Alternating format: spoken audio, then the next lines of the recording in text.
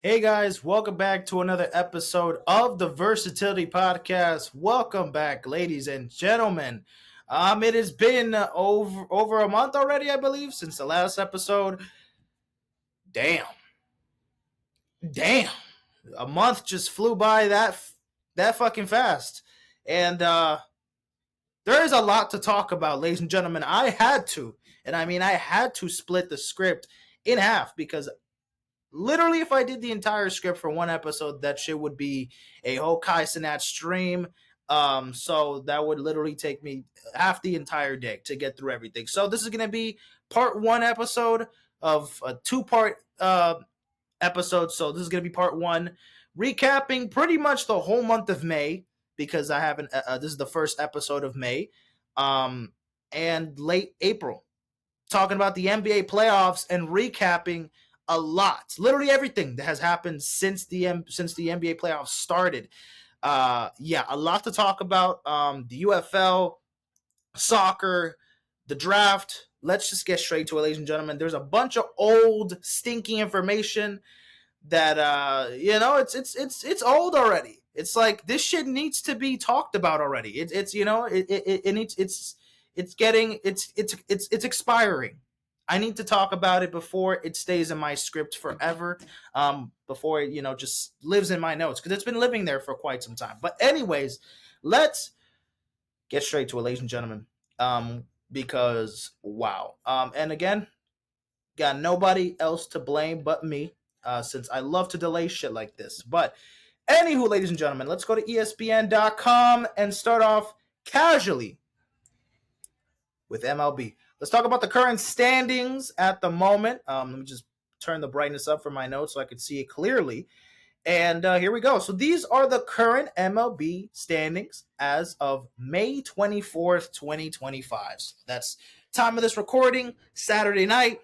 Talk about the American League East. We got the Yankees at number one right now. There's games going on right now, so not everything has been finalized for today's games, but still some games going on at the moment. But Yankees, they just got a win against the Rockies today. We'll talk about the Rockies in a little bit. Just give me a second on that. Yankees number one in the division. The Red Sox 27 and 26. The Blue Jays 25 and 25. The Rays 24 and 26. And the Orioles at 16 and 34. I will talk about more baseball in depth once we get past a couple episodes. But as you can see, the Orioles being at the bottom of the division is definitely a surprise.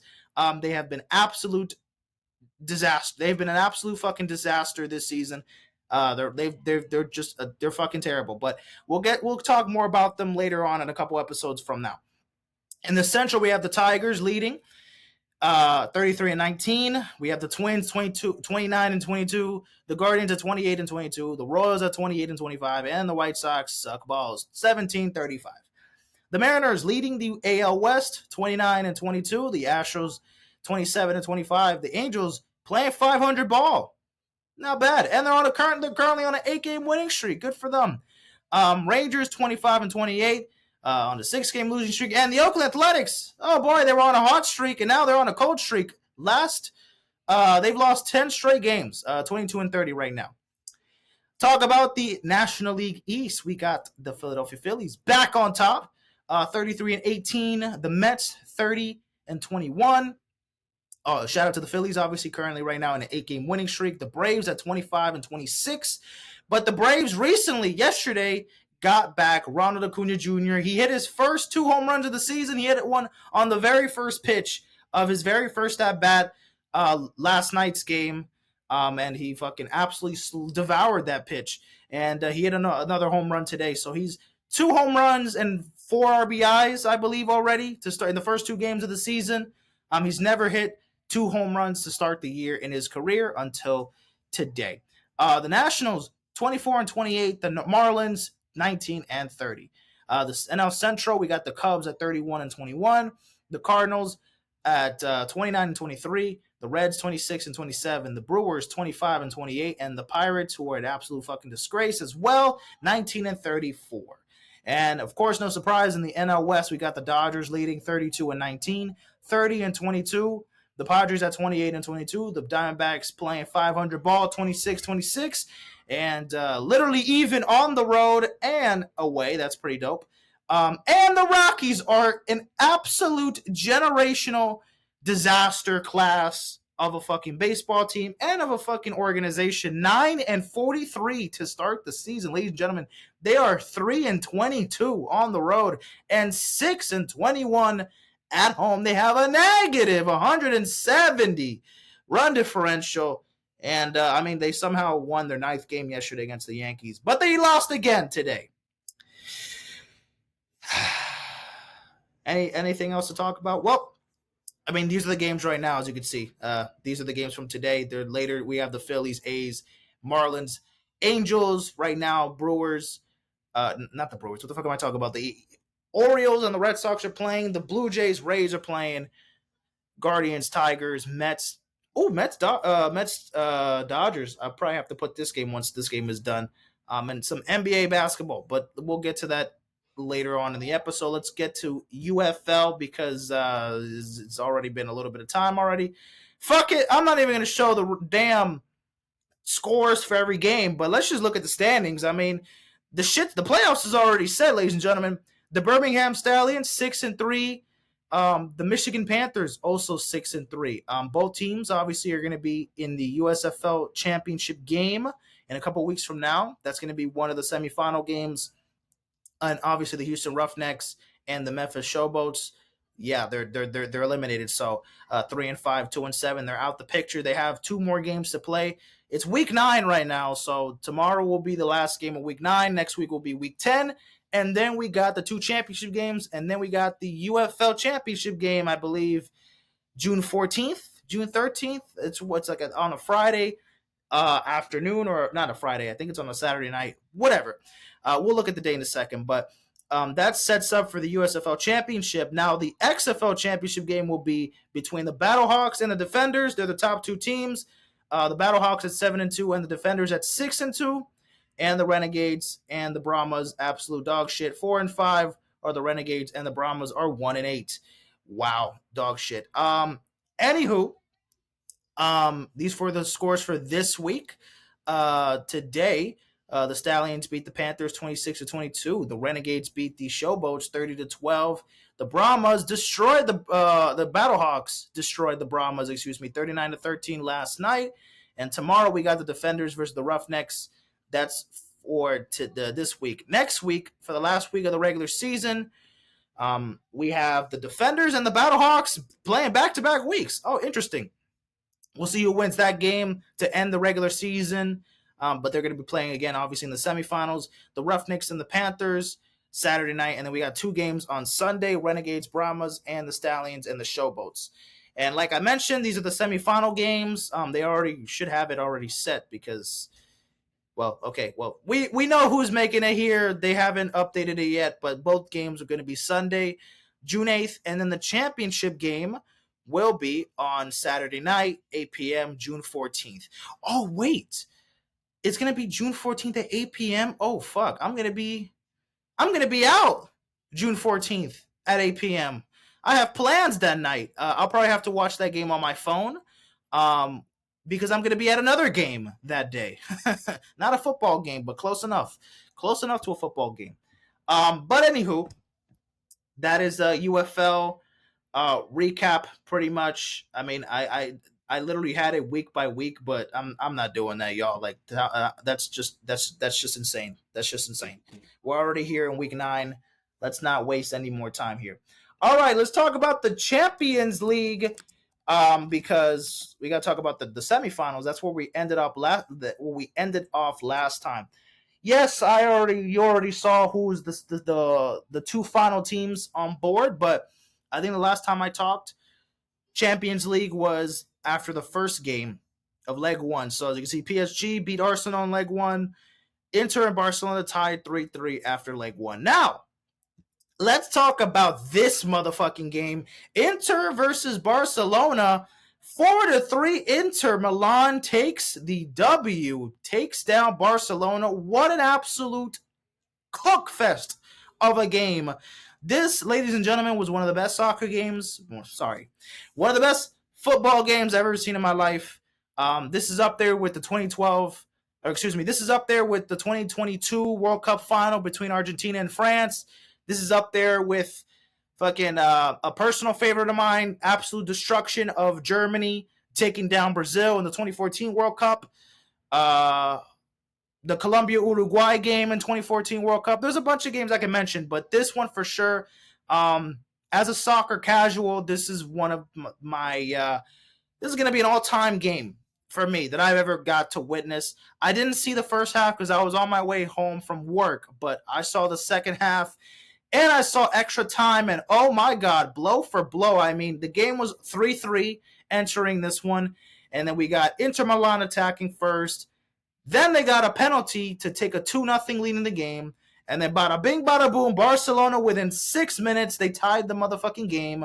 And then, 2-2 game. And then eventually, Rafinha, he gets the game-winning goal for Barcelona until Francisco Acerbi decides to tie this bitch up at 3 to force extra time. And then Fratesi, in the 99th minute, was able to get the game-winning goal, give Inter Milan the lead and the W. There was no need for penalties in this game. I would have loved to see this go to penalties, but we still got an absolute classic game. And look, as a Madrid fan who had to see Madrid get absolutely slaughtered and manhandled by Barcelona all season long, this was nice to see Barcelona lose. However, I wouldn't have minded if Barcelona would have won the Champions League. I wouldn't be too salty about it. But hey, as a Madrid fan, I'm not mad at Barcelona losing. I can never be mad at Barcelona losing. I do like a bunch of the players on Barcelona, though. I mean, definitely Yamal right here. This dude is 17 years old and is already one of the best players in the entire planet. At 17 years old, he has God-given talent. Messi literally touched his hand and fucking gave him the fucking thunderstruck power. Like he just hard work beats talent, but talent beats to work hard. Like he gave him that fucking Kevin Duran to that random white kid transformation, and he gave him all his fucking talent. Well, not really, because then that would have mean that Messi would have been like washed and trash, and that's not the case. You get what I mean? 17 years old, dominating.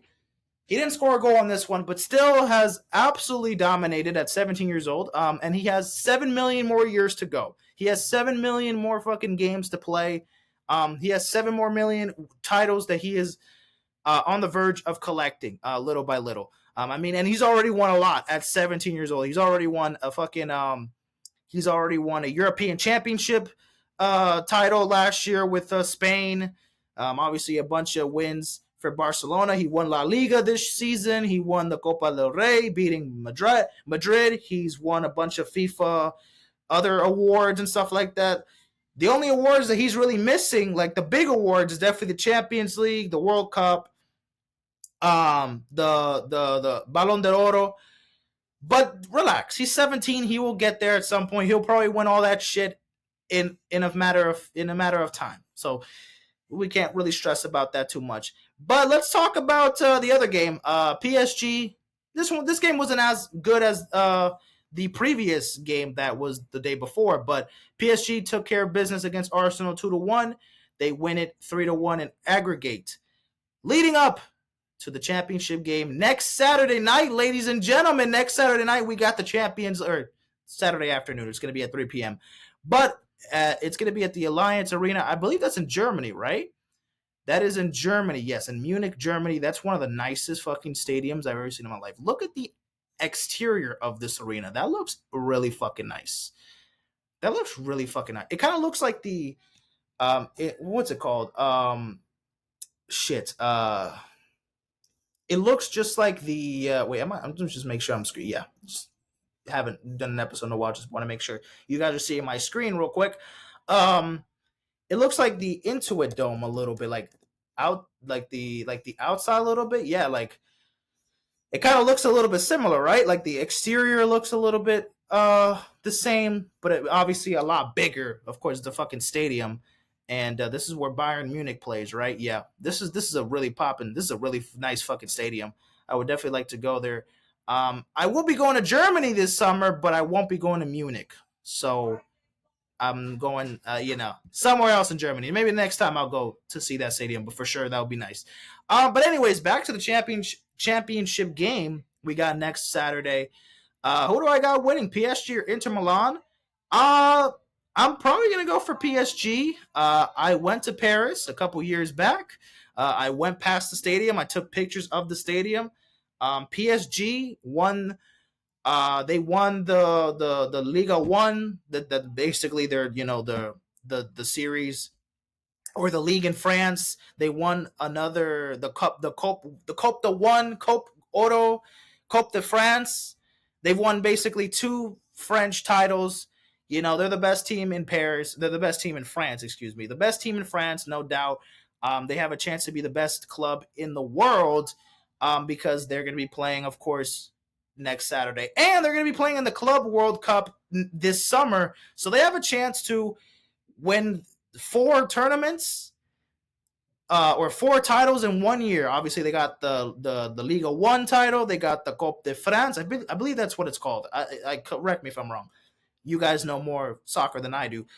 They could win the Champions League next week, and they could win the Club World Cup, which is the first ever tournament of the first ever Club World Cup will be this summer. And I actually talk about that a little bit today. Because I do want to go back to that just randomly towards the end of the episode, though. However, I'm going to go for PSG. Why not? I'm going to go for PSG winning next Saturday. We'll see how that goes. Best of luck for PSG. Let's also talk about the Europa League. Europa League, not, fuck it. Let's wait. This is not the right game. This is the conference. My bad. Europa League. Yes. Tottenham. Yes. Tottenham Hotspur. They're your Europa League champions, ladies and gentlemen. As you can see, the fireworks popping off. Man United falls short to winning another Europa League. Their first since like the last 8 or 9 years. But Tottenham, I have heard that this is their first ever title in their franchise. So shout out to Tottenham. I've heard a lot about Tottenham, and they're always very disrespected by fans because they're basically a team that always gets bullied for not winning anything. And well, finally they won a title. So they are now not getting bullied anymore for not winning shit because now they have a title to prove it. So they finally got their first ever title in the franchise. Shout out to Tottenham Hotspur. Harry Kane won his first ever title. The Korean dude, I forgot his name, Sung. What's his name? From Tottenham. He's the one of the Korean players. I believe it's hold on. Is it hold on. Who the fuck was it, man? It's Sung Hyung Min, right? Yeah. Shout out to him. He's been there for like almost a decade playing for he's been there for Tottenham for a whole year, literally 10 fucking years he's been with that team. He finally got a championship. He got a title. He got emotional, soaking up the tears. But shout out to Tottenham. They are your Europa League champions. Okay, that is that. Let's move on to the next part of the episode. Shout out to Tottenham. Shout out to Tottenham. Miami Grand Prix was finalized a couple weeks ago. The Grand Prix was literally a couple weeks ago, so that was that. I can't fucking spell. Let me just put Formula One. Like, literally, what am I doing? What am I doing, ladies and gentlemen? Let's just recap the last 2 races. So the Miami Grand Prix. I don't know if I'll ever make it to live TV, but this is my best attempt. Oscar Piastri, he won the race, as you can see. He collected a total of 25 points, getting the lead for the race, winning the race. Lando Norris coming in second, George Russell coming in third, Max Verstappen coming in fourth, and Albon coming in fifth. So shout out to Oscar Piastri. I believe he's still number 1 in the standings for Formula One in the drivers' standings.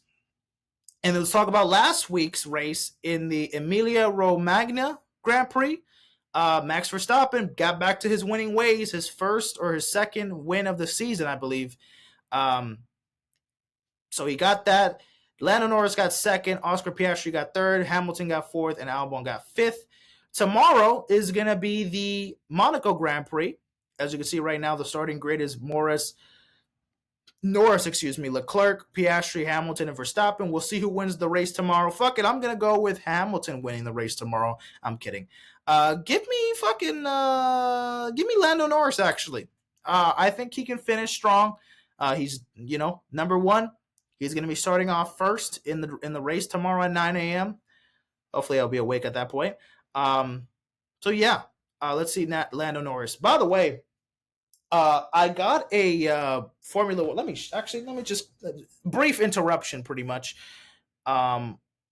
Just let me show you. I recently ordered a Grand Prix book or a Formula One book. As you can see, it's an illustrated history of Formula One. So basically, it's Formula One history book. However many pages. 240, it looks like. Yeah, around 240 pages, or 230 something, because the rest are just, like the shits. And it just goes detail by detail about certain drivers, the cars. There's a bunch of things to learn about Formula One that I want to learn more about. And I am tempted to make this a upcoming series for the podcast. I'll talk a little bit more about it later on once I'm done wrapping everything up for the podcast. But pretty much, I do want to start reading the book in the summer, and I want to start reading it on the podcast with you guys, so I can actually read the damn book, and not just have it there collecting motherfucking dust. And then I just bought the book for no reason. So yes, and me buying books is definitely not something that I purchase often. I rarely read. Not rarely. I almost never fucking read. So that's one of the books that I want to read. There's a LeBron book that I literally bought like almost 2 years ago that I'm also trying to do to read as well this year. So for sure, I'm going to try to do that for the summer. But anyways, let's get back to our regularly scheduled programming because let's just get off of that real quick. Let's talk about the 2025 NFL draft real fucking quick, because literally it's already been a month since the draft. It's literally a month since the first picks were drafted. I don't want to talk about the draft a month later. It's already over. But just to quickly recap certain things for the draft. This was the entire first round. As you can see, Cam Ward went first overall to the Tennessee Titans. Travis Hunter getting drafted to the Jacksonville Jaguars. Abdul Carter going to the Giants. Will Campbell going to the Patriots. Mason Graham going to the Browns. Ashton Genty going to the Raiders. McMillan going to Carolina. Loveland going to Chicago. Booker going to Dallas. Grant going to Miami. Mbuka, right? That's how you say his last name. Going to the Buccaneers. Hampton going to the Chargers. Matthew Golden getting drafted to the Packers in the first round as a wide receiver. The Packers haven't drafted a wide receiver in the first round since 2001, 2002. So they made history there. Jackson Dart, quarterback out of Ole Miss, going to the Giants. We'll see if he's going to get any starts this season. Obviously, now that they have Russell Wilson now as their main starter at the moment, they got Jameis Winston, they got Russell Wilson, and they drafted Jackson Dart, so the rotation is going to be kind of going back and forth. But I'm assuming Russell Wilson is their main guy. He must do good because Russell Wilson has to save this damn franchise from getting 2 wins this season, to maybe 4 or 5 wins this year, because the Giants still suck and they need a lot of more pieces to even become contenders at all.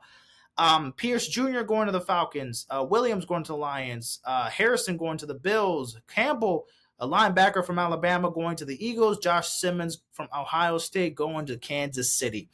So those are the big moments in the first round. Second round, we got a couple other interesting picks here. Henderson going to the Patriots. Tyler Saw from Louisville, quarterback, going to the Saints. Interesting pick here. I don't know. That's pretty high, but anywho. Will Johnson going to the Cardinals. Elijah Arroyo going to Seattle from Miami. Trey Harris going to the Chargers. A bunch of these guys not familiar with. Trey Amos going to the Commanders. Mukuba going to the Eagles late second round. Again, these are more picks in the third round. A bunch of unfamiliar names here. I'm not too sure of. Oh, Jalen Milroe going to the Seattle Seahawks. 92nd overall. Dylan Gabriel getting drafted to the Browns. 94th overall. Xavier Watts going to the Falcons. Caleb Rogers going to the Raiders as well with Charles Grant. That sums up really the third round. Now the third round is done. Fourth round, we got Cam Scatterboo going to the Giants, running back from Arizona State, going 105th overall. Walker going to the Bills. Trevor Etienne, the brother of Travis Etienne Jr., going to Carolina. Carter going to the Bengals. Walker going to the Buccaneers. Jack Sawyer, the edge rusher from Ohio State, who's a national champion, going to the Pittsburgh Steelers. Dylan Sampson going to the Browns. Quincy Riley going to the Saints. Jalen Royals going to the Chiefs. Ayo, Manor going to the Tennessee Titans. Now in the fifth round, it's Cam Jackson going to Carolina. Jordan Phillips going to Miami. Shedeur Sanders, ladies and gentlemen, was drafted 144th overall. Yes.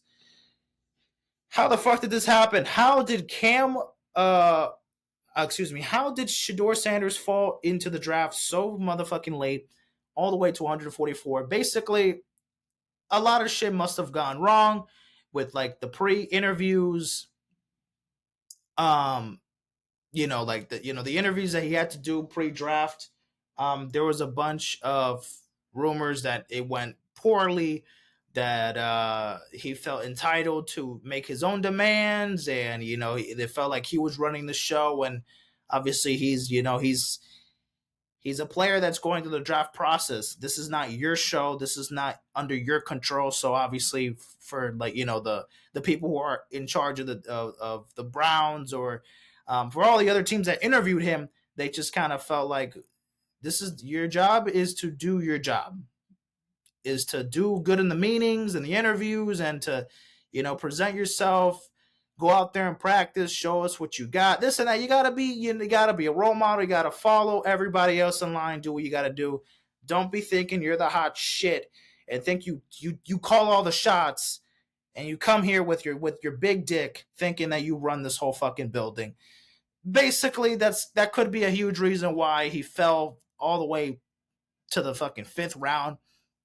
Again, because he was projected to be a fucking first round pick. He was expected to be probably the second quarterback taken in the draft. And there was Cam Ward. Dylan Gabriel was drafted in Cleveland before Shedeur Sanders. Jalen Milroe was drafted before. Jackson Dart, the Tyler Sott dude, he was drafted before Shedeur Sanders. So a lot of players that definitely were, like how did Shedeur not get drafted before them? A lot of questions arose, but the whole whatever. I'm tired of talking about it. Like whatever. I mean, it definitely was a huge shock. Absolutely. But at this point, man, all you can do, hey, you're drafted now. Make the best out of it. Bro, you're a product of the system. Don't think that you are the fucking system. Okay, like. You got to go out there and talk the talk. Walk the walk. You do plenty of talking, but we need to see you do more walking, okay? Before you can really, you got to talk the talk. If you want to talk the talk, you got to walk the walk, right? So, there's that. So obviously he just needs to kind of make some changes there. But other than that, I mean, besides after that, I mean, it's just a bunch of guys that, got drafted after. Any other mentions? Chris Paul Jr. Funny, going to the Rams. Good. That's a fire ass name. Ollie Gordon. Running back. Going to the Dolphins. Interesting. Kyle McCord going to the Eagles. He's going to be one of our backup quarterbacks. Interesting. Devin Neal, running back out of Kansas, going to the Saints. Will Howard, quarterback from Ohio State, a national champion, going to the Steelers. Going to be one of the backup quarterbacks over there. Riley Leonard, quarterback from Notre Dame, is going to the Colts. Luke Newman going to the Bears. Graham Mertz going to the Texans. I thought he was going to be a little bit higher, just a bit. But I mean, not that fucking high. Like, he's not that great of a quarterback still, in my opinion. But out of Florida, 197 he was drafted. Jimmy Horn Jr. from Colorado, receiver, going to the Panthers. Panthers got a lot of weapons at receivers, man. But they drafted a bunch of young guys at receivers. McMillan, obviously, they got fucking Jimmy Horn Jr. They got a couple guys in the earlier rounds as well. Things should be pretty interesting. Damian Martinez also going to the Seattle Seahawks, reuniting with his former Miami teammate, Elijah Arroyo. Shout out to them. Curtis Burke going to the Niners. Quinn Ewers is going to the Dolphins. He's going to be a backup quarterback coming out of Texas. We'll see how that goes. But Quinn Ewers is a decent quarterback. I don't know if he's going to really do that much. Dominic Lovett, Georgia wide receiver, going to the Lions. Colby going to the Niners. Zeke Biggers going to the Dolphins. Luke Lackley going to the Texans. Kobe Minor, last pick of the draft, Mr. Irrelevant, going to the New England Patriots. So that was that NFL draft recap really, really quickly because, there's just not much to talk about there. Let's move on to headlines, ladies and gentlemen. We're just going to be kind of talking about certain headlines, music, and sports-related stuff, just really quickly, just to kind of bring that out the way. And here we go. Coachella, week 1 and week 2. So, again, man, Coachella, it's damn near summer. We're talking about Coachella. Yes, I'm that fucking behind. I know, ladies and gentlemen. But let's just recap a little bit of it. I did see performances live at Coachella. I was able to see some live streams. I actually recorded some of the live streams. I actually have them in my files now, but obviously I didn't upload them as I can't obviously upload it on fucking YouTube. Copyright, but still, I was able to see Tyler's performance that Friday night. I was able to see Lady Gaga. I got to see Lisa's performance. Those were all, I believe, all Friday night. Saturday, I think it was only Charlie XCX Saturday, and then it was Travis Scott. So I was able to see all those live performances. This was week 2, by the way, because week 1, I didn't see any of the shows. I just saw like highlights on TikTok, some on Instagram, and very few on YouTube as well. But week 2, that's when I really tapped in and watched like the full performances live on YouTube. I saw Tyler perform. I saw Lady Gaga. I saw Jenny. Jenny was Sunday.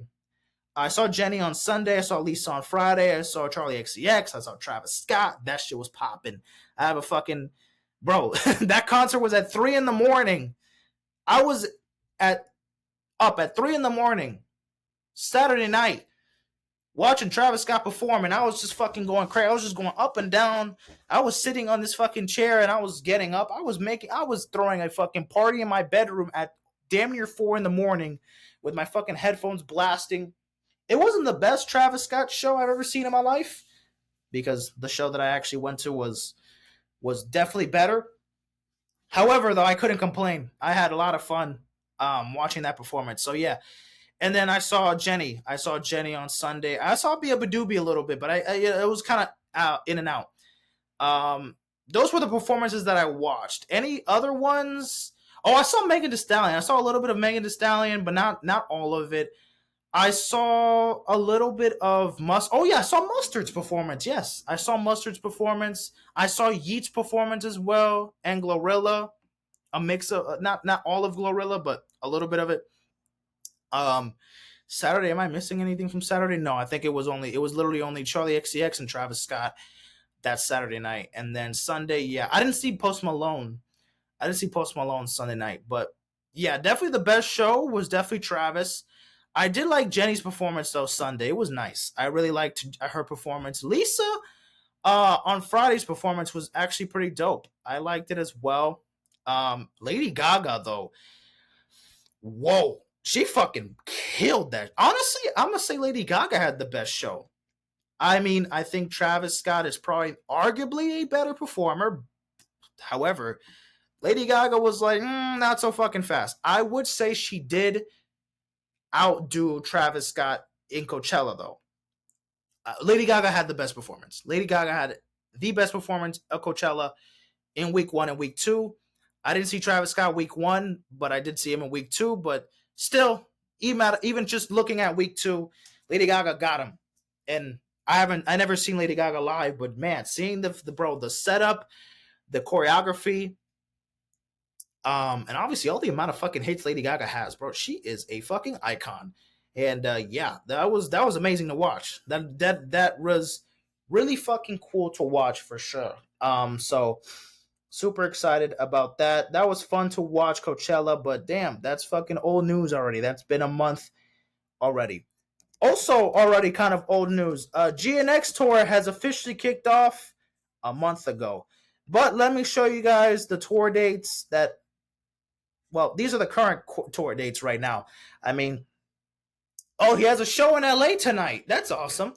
I mean, he's almost finishing up his America tour. Then he's going to be going to Europe in July. In July, he's going to be going to Europe as to kind of finish up everything else. Pretty interesting here. I mean, yeah, I couldn't see. I couldn't. He didn't want to come to fucking Miami, so unfortunately, I will not be attending this tour. But that's because they decided to not fucking come to Miami. Unfortunately, these fucking scumbags, these absolute fucking scumbags, are some pieces of shit. But anywho, that is that.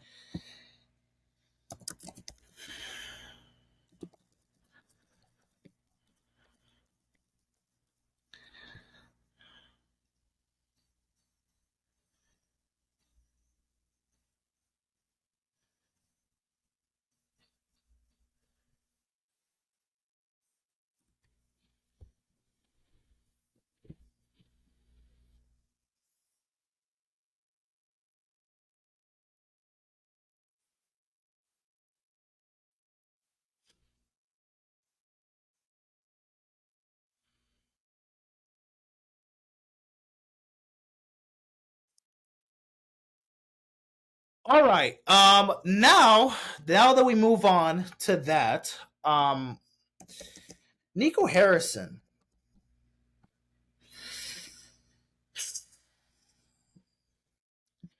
general manager of the Dallas Mavericks, the man that is responsible, or one of the people that's responsible for trading Luka Doncic to the LA Lakers, he had a press conference saying that, he didn't knew that the Dallas Mavericks or that Dallas really loved Luka Doncic that much, that he didn't know how much he didn't know how important Luka was to the city of Dallas and to the Dallas Mavericks when he traded them.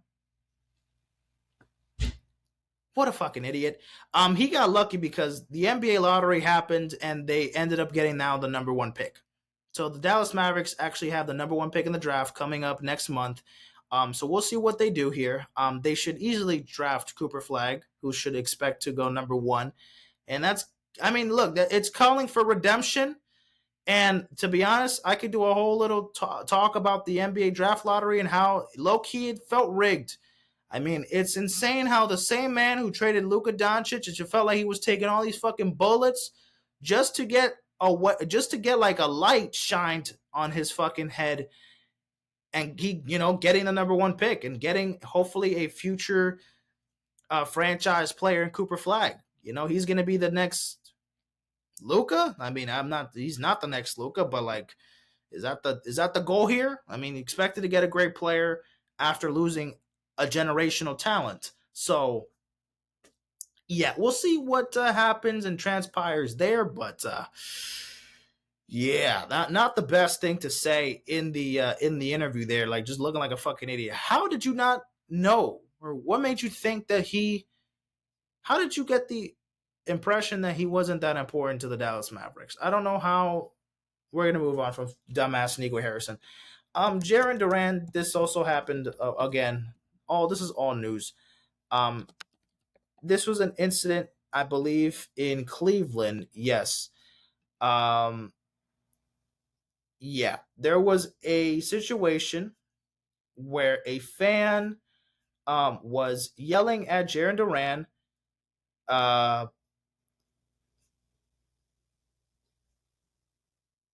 oh shit. Okay, just look at this. Okay. A strong weekend from Jarren Duran ended up on a sour note in Cleveland on Sunday when he was involved in an incident with a fan in the middle of the seventh inning after a Boston 13-3 win. It occurred at the top of the inning where the Red Sox scored 3 runs. The fan initially yelled at Duran as he was running back to Boston's dugout after flying out. Duran initiated that after the game, a fan's comment was a reference to Duran's 2022 suicide attempt, which he opened about in the Clubhouse a year with the Boston Red Sox, an 8-part documented series about the 2024 Red Sox that came out this year. I haven't seen it yet, but damn, big spoiler alert. And yes, unfortunately, a fan said that he brought that up to Jarren Duran during a game, and yeah, I'm so sorry to Jarren Duran that he had to fucking hear that coming from a disgusting, stupid piece of shit fan who had to say stupid things like that. Ridiculous. Ridiculous, man. And I know Jarren Duran doesn't have the best, like, he had his moments with the fans before. I mean, last year he said, an anti-gay slur to the fans, and he doesn't have the best reputation kind of going back and forth with the fans, but this time it's definitely on the fan bringing that up in a game. Like, why are we doing this? Like, it's a fucking baseball game. There is literally no need to be saying shit like that. People don't give a fuck. He should never go to a baseball game ever again. The fans should just watch the games from fucking TV and bitch and moan, complain there, instead of going and having the privilege to go to an actual fucking baseball game where you can go out and have fun and just experience it. And whatever, you win, and you lose, you lose. It is what it is. It's a fucking random April game in the regular season. I mean, it wouldn't even fucking matter if this was Game 7 of the World Series. You shouldn't be saying shit like that to anybody, to the players, to coaches, to anybody. Like, that's just ridiculous how people act like this in a fucking baseball game. Like, it's so fucking stupid, man. Yeah, I know this is old, but still, a month later, I hope this man is found and will never attend a game ever. Maybe just a sporting event, not even fuck it. If he wants to fucking become a fan of the NHL or whatever, no, you can't even go to a fucking hockey game, sir. Nowhere in the country. No. Your best of luck is going to a fucking football game in like Korea or some shit. Like, you're not going to no fucking baseball game in any MLB ballpark, or you're not going to any damn NBA or NHL or fucking NFL stadium for that matter. Fuck this dude. Whoever said that, you're a fucking scumbag. You're a piece of shit. Fuck you. Kanye West again. This time, we're not gonna go back to what that tweet said. He said that he invented rage music, and Trippy Red was like, "No, fuck you, bro. You did not invent rage music. Me, I'm referring to Trippy Red, X, Ski Mask, and a couple other guys were pioneers of rage rap." And so obviously he was claiming that Kanye's just speaking out of his ass, and Kanye's just trying to say controversial shit, being Kanye West. And low key, Kanye is kind of right here. Now, I don't think he is a true. I don't think he created the rage sound itself, but I think Yeezus definitely has a lot of elements of experimental. I mean, it is literally an experimental rap album, and there's definitely some elements of rage to it. It's probably like a phase 1 or like a baby version of what rage rap is now. So technically, you could consider Kanye a creator or one of the co-founders of rage music, but he definitely doesn't craft the sound itself. because he doesn't do rage music. Like that's not his main specific sound. I mean, he's obviously experimented with so many different sounds, but that's just something that he kind of did, and he never went back to it. He doesn't just do rage music now in 2025 or anything like that. He goes back to all different other sounds, but other guys have been able to experiment with with that rage rap, and of course have became superstars with that sound of music. But I think Kanye deserves a little bit of credit here. I know Kanye West in 2025 should not get any credit for anything he fucking says, because he is absurdly out of his fucking mind. But fuck it. I mean, we're gonna have to, hey, like Loki has a point here. Loki has a point here. I can't even fucking lie here. I mean, if he decides to spit facts, I'll actually point it out. Little Uzi Vert was hospitalized, ladies and gentlemen, but fortunately, he is out. He was rushed to the hospital after after the incident where he was hospitalized. Don't know exactly what it was. And it looked like, I don't know if he had some kind of illness. But yeah, it reportedly he was sick. Yeah, that was like the main report, that he was sick and he needed medical attention. He's out of the hospital now. He's been out for a little while now, but that was definitely a very scary situation, getting hospitalized, and obviously fucking Lil Uzi going to the hospitalized, 911 being called on him, called for him. And especially since we're not really still sure exactly what the condition was that made him, go to the hospital, emergency. But hey, I'm glad he's doing okay now. So old news, and glad that this is all past us, that, he's recovering. Hopefully he's doing fine now. Shout out to Lil Uzi. Shout out to Lil Uzi. Praying for you, Lil Uzi, bro. Jack Boys 2. When the fuck is it out? When the fuck is the shit coming, Travis? Travis motherfucking Scott decided, hey, Jack Boys 2 coming out in 2025, ladies and gentlemen. Get ready. Get ready for it. He started teasing it early this month. He dropped a song featuring Sheck West. He's a song that the Sheck West is out. It's called I Love My Bitch. Travis is a feature on it. It's most likely, hopefully, maybe going to be a single for one of Sheck. Is going to be one of the lead singles for Sheck West's upcoming album, or maybe a song from Jack Boys 2. Maybe, who knows? We'll see. He started. I already pre-ordered the vinyl. I pre-ordered the vinyl for Jack Boys 2, and I pre-ordered a bundle. I got like the CD pack with the T-shirt. So that shit is coming when the album comes out. But damn, I have to wait some fucking time. I don't know if I'm gonna get that shit before I go to fucking Europe. Most likely not. I don't go to Europe until mid-June, and I don't come back until early July. So I don't know if I'm gonna be even touching that fucking T-shirt or that vinyl or the CD until July. And I'm hoping this shit drops soon, man. Hoping. Like, come on. I mean, there's nothing official yet. Like, we don't know. I mean, this is obviously. I mean, he's previewed a bunch of songs. He previewed Kick Out. He previewed Dumb. He obviously released 4x4 and I Love My Bitch. So those are two songs that could be solidified there. Solid is another one that's been teased. That's with Don Toliver and Quavo. This one I haven't heard. BB. I haven't heard this one. But Kick Out, it was trending on TikTok when the snippet first came out. Dumb. He also performed it at Coachella as well. So he's been teasing. He's been teasing some shit for Jack Boys 2. But when the fuck is this project gonna come out, bro? I thought this was gonna come out early May, mid-May. Now next week is fucking June. I'm hoping we can get this shit next week, a couple weeks from now, because I want to get my shit here soon too. Like, I pre-ordered this motherfucking shit. I want it to come here on time. Please, Travis. Fuck. Anywho, Money on Money.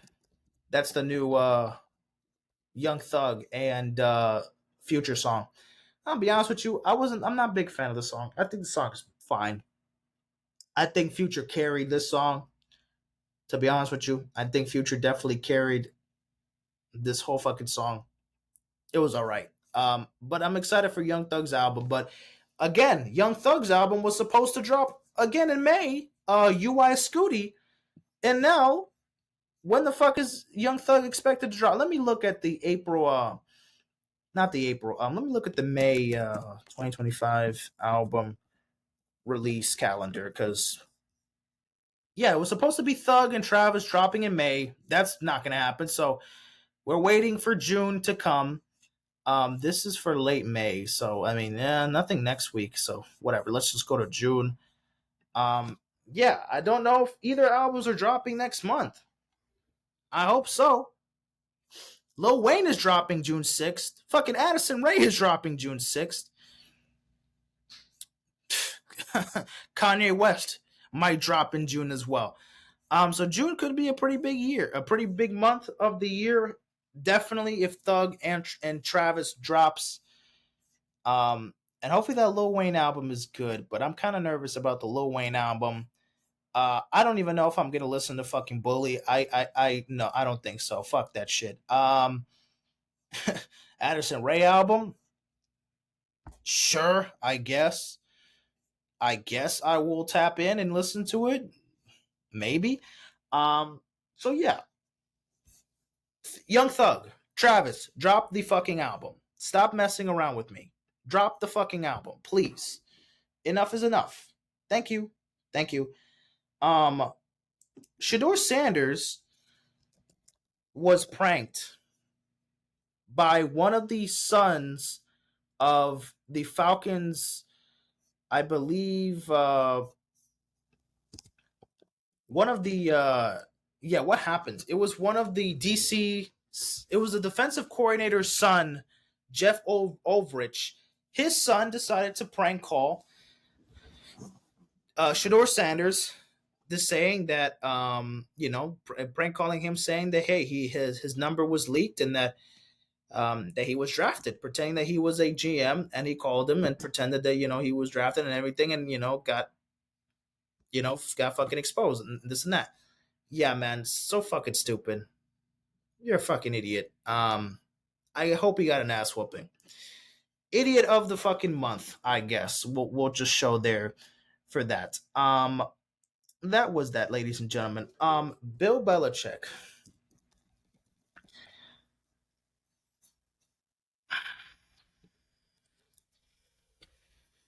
Yeah.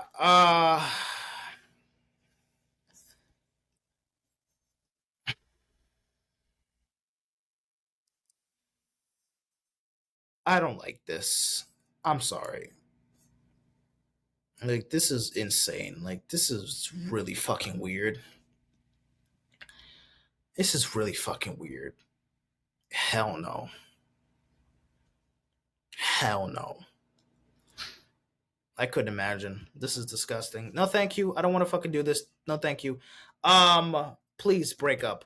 Jordan Travis, former quarterback for Florida State, and was a backup quarterback for the New York Giants, or New York Jets, excuse me. He has decided to retire. Obviously, he tore his. He had a leg injury in 2023, at FSU, that he couldn't play his sophomore year, or excuse me, his senior year, I believe, and he got drafted while he was hurt and didn't play for the Jets because, of course, he still had that serious injury, and of course, he had to retire because of that injury sustaining his career. He was great at Florida State in 2022. He led them to a perfect season, or perfect regular season. You know, obviously, the whole thing where they didn't make the college football playoffs was a big deal, and they were undefeated and this and that. And then obviously he goes down, gets hurt, and then the next season Florida State becomes an absolute fucking disaster class. They're an absolute shit show, and yeah, they're just fucking terrible. They're fucking terrible after after Jordan Travis goes down with the injury. yeah, that sucks, man. That sucks. But praying for the best for Jordan Travis. I mean, he's retiring, so spending time for himself. She's probably gonna have a family. I don't know if he has a family already now, but yeah, sucks that he got to retire pretty early, young in his career. GTA 6 is not coming out this year, ladies and gentlemen. GTA 6 is coming out supposedly in May of 2026. We're 2 days away from getting the 1 year until we get GTA 6. Ladies and gentlemen, how many fucking times are they going? How many fucking times are they going to delay this goddamn video game? It's literally ridiculous. It's so fucking ridiculous. Let me change the channel real quick, y'all. Like, it's fucking ridiculous. Like, what the hell, man? This game better be the best game I've ever fucking played in my life, because I haven't played GTA 5 in so long. And I kind of want to get back. Um, I want to get back to it a little bit. I want to go back to playing it for a bit, kind of reminiscing a little bit, just when I used to play it, when I was used to go online with my friends. But that was a while ago, and I did it very like brief. I didn't really play that game that much. I kind of got tired of it after a while, because again, I wasn't a big gamer that much. It's now that I'm starting to play video games again, little by little. But I never am like a huge gamer playing that shit for hours straight, and especially like not no shooting games like GTA. Like, it was definitely all hyping because my friends used to play it a lot, so I definitely just joined it and was like, oh fuck it, I'll play with y'all. I'll play with y'all, but I played it very few times. But when GTA 6 comes out, I'm definitely gonna be one of those people that is gonna fucking buy it and is gonna play it and see how the game progresses, because this fucking hype is building everything. So I will be there when the game comes out, but I definitely want to. I'm gonna get back on GTA 5 for a little bit. Um, but I actually had to. I actually didn't know what happened to my GTA 5 game, and I actually had the old demo of it. But since I got the PS5 almost a year ago, literally, I just ordered the GTA 5 game a couple days ago, so that game is actually going to be coming, I believe, Monday or Tuesday. So later this week, I'm going to be getting GTA 5 on the PS5, because I haven't played it on the PS5 yet. I played it on the Xbox. And again, I never had the Xbox. So again, I never even played it on my own fucking console. I never even owned the damn game at one point. So yeah, interesting enough. We'll see what happens. We'll see what happens. But yeah, GTA 6 coming out next year in May 2026. We'll see how that goes. Cody motherfucking Bellinger, player for the New York Yankees currently, he hit his 200th career home run a couple of weeks ago. He has 204 home runs now in his career now, but he hit his 200th. So shout out to Cody Bellinger, and also shout out to Alex Bregman, who's been playing like an MVP this year since going to the Boston Red Sox. Shohei Ohtani strikes out. Wow. He also got his 200th home run and is now currently at 202. He's currently at 202 home runs in his career, so good stuff. Shout out to Alex Bregman. Shout out to Cody Bellinger. A part of the 200 home run club now. Justin Tucker has been officially released by the Baltimore Ravens due to all of the allegations, sexual misconduct, sexual assault, rape, not looking good for Justin Tucker. Unfortunately, man. Arguably the best kicker in the NFL, can't keep his hands to himself. Yeah, man, it's not looking good. It's not looking good at all. I don't know if he's gonna get signed somewhere else. At this point, bro, just fucking retire. What else can you do, bro? You're 35 years old. You're already up there in age as a kicker. Last season, you weren't that good. You were barely above average. You were barely average. So his power, his stride wasn't as good as it was anymore. He's definitely looks like he's been decreasing in his game. So for sure, it's not looking very good right now. It's not looking very good right now for Justin Tucker. Um, and yeah, I'm just hoping to see what happens. Hoping this is a full situation, but innocent to proven guilty. But we'll see. We'll see what fucking happens. Met Gala 2025, ladies and gentlemen. Let's just look at a little bit of the costumes, not costumes, of the fucking dresses. But real quick, my mom is texting me, so just give me 1 second. But yes, the Met Gala was a couple weeks ago. I already saw some of these photos that are here, but some of them I haven't looked at. So we're just gonna take a look at it real quick. I just want to look at the holy shit. The Timberwolves are up huge against the fucking Thunder right now. Well, it's a series now. Damn. But anywho, we'll see what happens there. Orioles, they win. Oh my god, they beat the damn Red Sox 2-1 in the doubleheader game. Rays beat the Blue Jays 3-1 today. 2 home runs. Vladdy Guerrero got his 7th home run. Caminero got his 9th home run. Right now, I have the Dodgers Mets. Right now, it's the Mets versus the. Actually, let me just put this on ESPN real quick so you guys can see it, because yeah, this is going on right now. But I'll get back to the NBA and NHL playoffs. That's going to be to end off the episode, by the way. Okay, I'm just waiting for her to finish the text here, because it's mother texting me, so I can't, leave her without a text.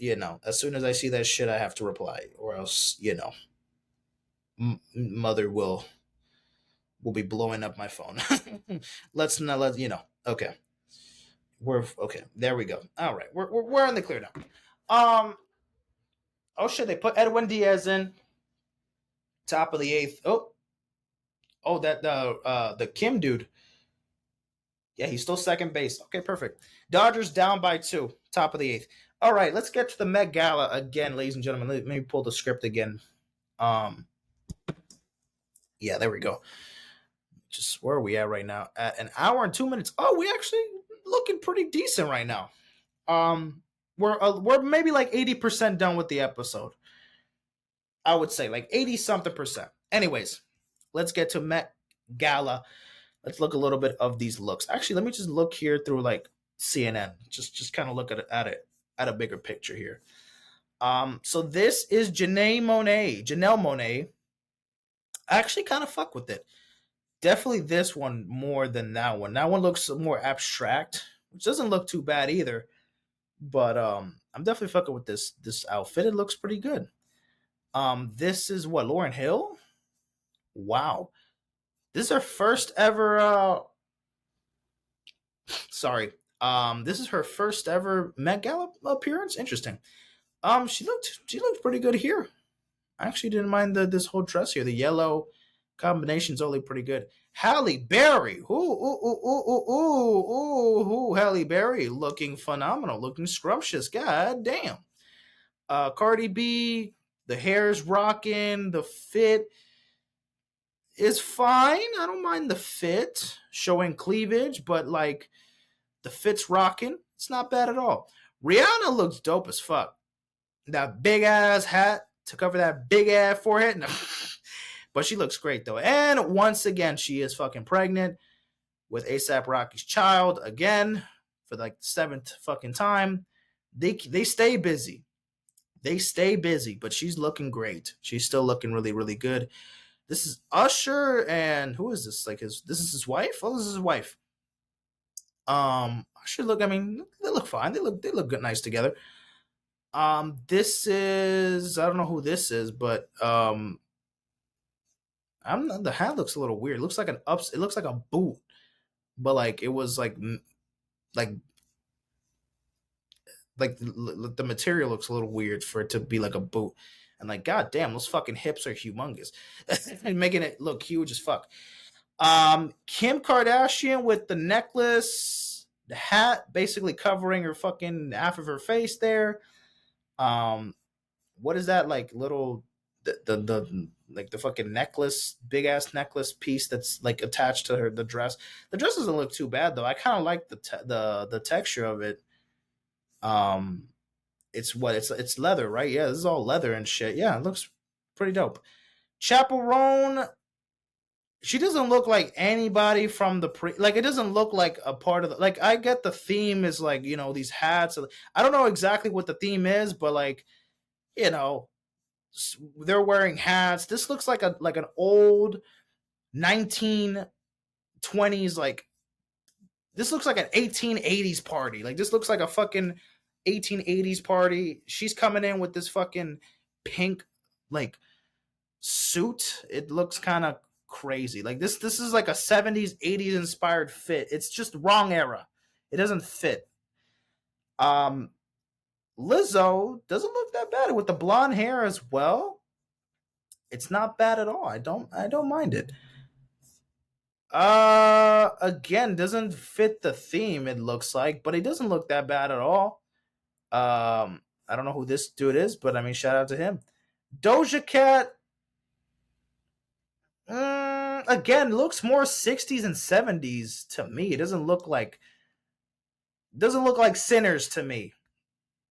It doesn't look like Sinners to me. It just looks more 70s, 60s, 80s inspired, yes.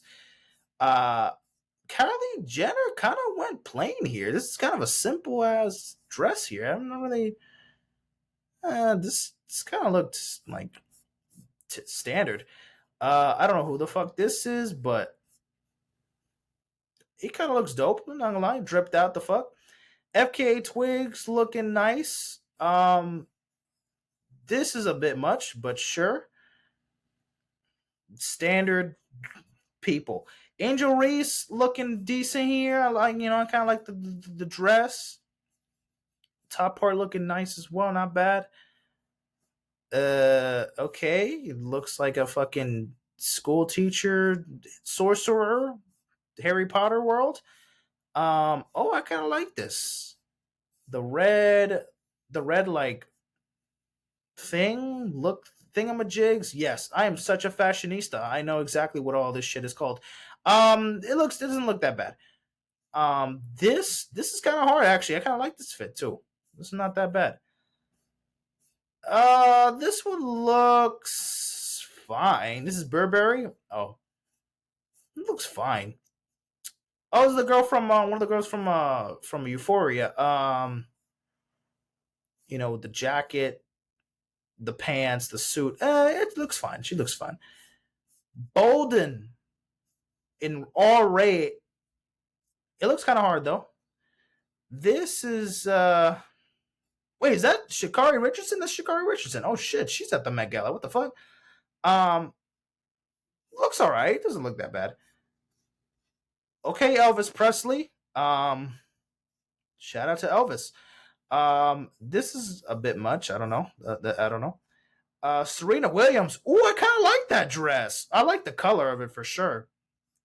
These look like fucking bed sheets, but yeah, I like the dress overall. I like the dress overall. This the Cynthia Evrio. Um, I kind of like the flower details, or not the flowers. What are those little details there? Like I don't even know exactly what it is, but yeah, doesn't look that bad. Damn, this one's kind of dumb, but also kind of hard at the same time. I don't know. Miley Cyrus looking pretty good here too with the all black here.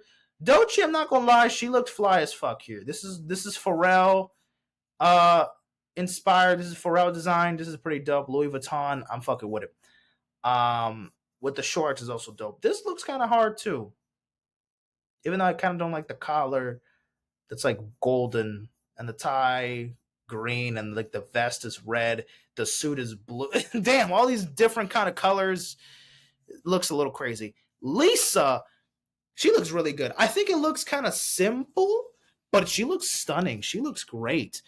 Bro, and also I don't know where the fuck people got this, and people are low key kind of fucking weird and creepy for even making this assumption.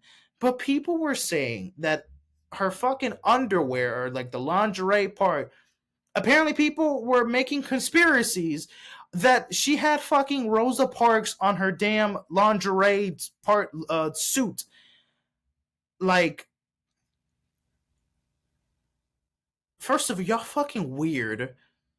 For zoom, like people literally zoomed into her fucking crotch to see if Rosa Parks is there. That's wild. Y'all fucking wild. Y'all fucking crazy. What the fuck? She looks good though. She looks good though. Whether Rosa Parks is on her coochie or not, that really doesn't fucking matter. I don't think that's the case. I think you guys are just fucking dumb and just want to hate on Lisa or just want to find something to be pissed about. But sure, yes, she looks great though. She looks great, and I like the person was. Look at the nice little addition. Shout out to Lisa. Baby bumping with the black dress. Okay, this is kind of hard actually. The skirt's a little crazy, but sure, sure. Megan Thee Stallion, all white with the ponytail, with a big ass ponytail. Sure, it doesn't look bad. Sabrina Carpenter looking fucking. Oh my god! Oh my! Oh my god! Oh my god! Showing legs. Them legs, those thighs are fucking thighing. The legs are legging. They are. They're amusing to watch. But I actually do like the style, like the brown. Um, the brown aesthetic. It is kind of crazy though. She didn't want to take the approach with like the pants. She just went crazy. She was like, "Fuck it, I don't need no damn pants. I'm showing all this fucking goodies. Just I'm showing my damn powerful ass legs." And the heels, I think, also are a good match as well to the dress. She looks elegant. She looks great. She looks fucking good. She looks fly. Speaking of a nigga that is fly as fuck all the time, ASAP motherfucking Rocky. He looking pretty good too. Looks pretty dope. ASAP Rocky. Dua Lipa. Ooh. Okay. I like the dress. I'm not a big fan of like the hair, like the little edges on the hair, to be honest, but the dress looks dope. I like the dress. Amy, not Amy, Anne Hathaway. Okay. Looking pretty dope. Okay. Bad Bunny was there? Oh shit. I like the suit and the bag kind of fits with it. The glove looks decent, sure. That's fine. I actually like the suit itself. I think he actually doesn't look that bad. D Wade and Gabriella Union, they both look good here too. They look good here too. Um, this one doesn't look that bad either. Fuck this dude. Oh, damn, I like the color of this one. Lupita, looking good. Shit. Damn. Bella Hadid, or not, this is Gigi Hadid, my bad. The gold gown here, it looks pretty good. Oh, this is Mew Mew. Mew Mew. Jenny. She slayed. She devoured. This is like a nice little jumpsuit here. Satan jumpsuit. What the fuck? Oh hell no! What the fuck? What the hell? What the helly? What the heliante? What the Liberian? All right. God, the fuck is wrong with me? Okay. Brian Tyree looking fly as fuck. Looks good. Simone Biles was there too. Okay, interesting. I like the blue coming and the motherfucking and the heels as well. They match as well. Okay. I'm fucking with it. Diana Ross. God damn. God damn. Long ass fucking dress. But she looks great. That is cocaine on his fucking on his shoulders. That's crack. That's crack. That's crack. But it looks good. She is wearing all crack. That's that. Zendaya looking fly as fuck. All white. Not personally like something I'd like. I don't like all white looks. Feel like you gotta have to have like a little bit of color there, somewhere thrown in. But she looks good. She looks great. Sadie Sink. Okay, she looking good too. Oh, another Stranger Things star, Maya Hawke. Okay, with like the pink and like the ooh, I kind of like that. That's like a gown. That's Prada. That's Prada. Okay. All right. All right. All right. All right. These are some of these. Honestly, there's not that many bad ones. There's not that many. Sydney Sweeney. Damn. Looking pretty good. Looking good. Looking good. Looking good. Looking motherfucking good. What the hell was that? Uh, hold on. Okay, Lewis Hamilton looking pretty drippy as well. What the hell? What the helly? Okay. Uh oh yeah, this is definitely one of the best ones. Tiana Taylor. I saw this one when it first came out. Yeah, she looked fly as fuck here. I like the details on the suit as well. That's Emma Chamberlain, right? Damn. I'm not rocking with the hair that much, but it's fine. And last one, this is Lala Anthony. That looks kind of decent. It doesn't look too bad. Not that many bad, horrifying, disgusting Met Gala looks this year. Honestly, it doesn't look too bad. There's usually some disgusting ones to look at, but not one that really like killed me to look at. Some were like okay, whatever, and a lot of them actually looked pretty decent. I'm not even gonna lie, they kind of cooked this year with the theme, and the looks. Shout out to the Met Gala, I guess. I don't fucking know. Let's recap some fights, ladies and gentlemen. Ryan Garcia, you're a fucking bum. You really lost to Rolly Romero.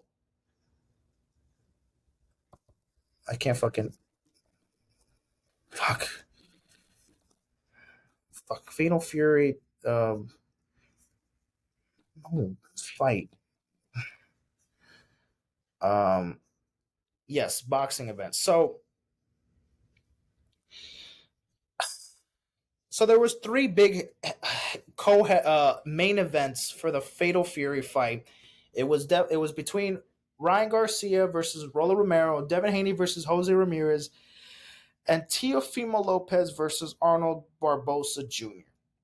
Um, Teofimo Lopez ended up winning. Devin Haney ended up winning, and then Ryan Garcia ended up losing to Rolly Romero.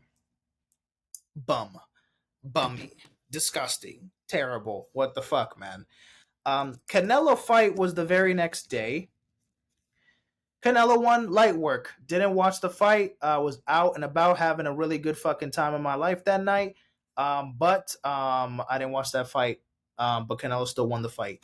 Inoue versus Cardenas. I also didn't watch the rest of the fight, but I saw that he made a light work of him in the 8th round. Knocked his ass out, and bada bing, bada boom. Yeah. Quickly before we get to the playoffs, or there's actually a couple more. There's like one more thing to talk about before the playoffs, for the NHL and for the NBA. Who the fuck would win? 100 humans or one gorilla? This was a debate that was sparked in a hypothetical setting, on Twitter, and people went crazy trying to find an answer. Who the fuck would win? 100 men or one motherfucking gorilla? And all I have to say is, it all depends. If we are picking the 100 strongest men on planet Earth to fight this one gorilla, we are easily winning this fight. Give me the best fighters in the UFC, in boxing, in fucking kickboxing, even fucking power slap. Give me bodybuilders. Give me guys who maybe don't have all the muscle, but they have agility. They have their speed. They have some, they have a little bit of like defense. In case of like the gorilla's obviously going to try to attack you for sure. And again, obviously this is 100 men versus one gorilla, no weapons. So obviously, if we do have like 100 of the strongest men in the fucking world, yes, we can fuck that gorilla up. But if we are just randomly selecting 100 fucking men to just go out there and fight one gorilla, um, very unlikely that 100 men are gonna win.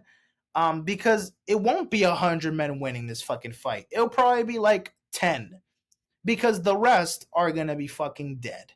Um, yeah, like you don't want to be the first 50 to fight a fucking gorilla because you're gonna be a casualty. But over time, the gorilla's gonna get tired. He's already hopefully probably getting a beating at that point. At that point, he's just gonna be like, okay, I can't do this anymore. I could take down 70, but I can't take down 30 more. Whatever. The rest of the 30, it's gonna take me down. Sure, maybe. But yeah, if we're picking 100 of the strongest humans on Earth, we're fucking up that gorilla. But if it was 100 me's or 100 of my, if it was me and 99 of my fucking friends, we're gonna have 100 fucking caskets waiting to have a fucking body in that casket. And we're gonna have 100 fucking funerals going on at the same time, 100 ashes to be cemented, or not cemented, cremated.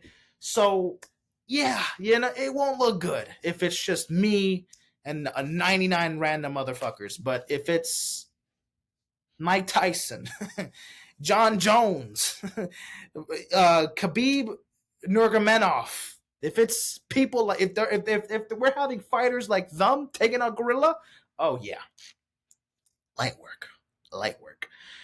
Yeah, we're winning that fucking fight. It's not even a fucking debate. What the hell?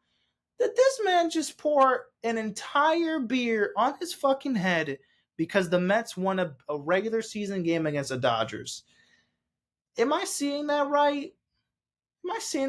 Did a grown man just pour, not even, no, he poured like 2 beers that probably cost like $30 because it's in fucking New York, on his face?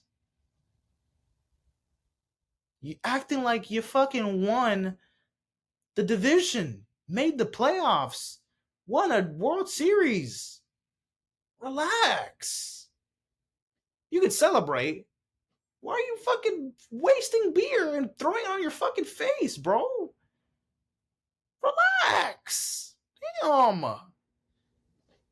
These fucking people are dragging it, man. Dragging it like always. Wait a minute. That wasn't beer. I'm such a fucking idiot. That was like milk. Never mind. Never mind. I thought he was just completely wasting beer for no reason. But anywho, that was that. Let me put the NBA game on real quick because there's a game on. I was putting baseball in the background. Now let's put the fucking let's put the Thunder Wolves game on right now. So the Wolves were dominating. Holy shit. The game is heading into halftime and the Wolves are up by 32. They're up 70-38. Oh, fucking Jesus. And Shea Gilgeous-Alexander has 9 points right now in 19 minutes. He's 3 for 9 right now. Heading into the half. All right. One more thing to talk about before. Actually, no, 2 more things. 2 more things to talk about, and then we get to the NHL and NBA playoffs. I want to talk about this lawsuit real quick that Shannon Sharpe has been accused of. So Shannon Sharpe, a couple weeks ago, or later, or a month ago, he was accused of rape, from an OnlyFans model, from a 19-year-old that apparently he was in a BDSM relationship with. Basically, and this is just one situation. Like, he's been accused again. He's been accused of rape and sexual misconduct and assault before. in other instances, but this situation last month with that 19 that 21-year-old, I think now 21-year-old woman now, that accused him of that. Yeah, it's just it's insane. It's insane. He had to step away from ESPN duties. He's now only doing his podcast Nightcap and doing a Club Shay Shay in the meantime. But um yeah, not looking good for Shannon Sharpe, bro. I don't really know where we're heading too much in the lawsuit right now.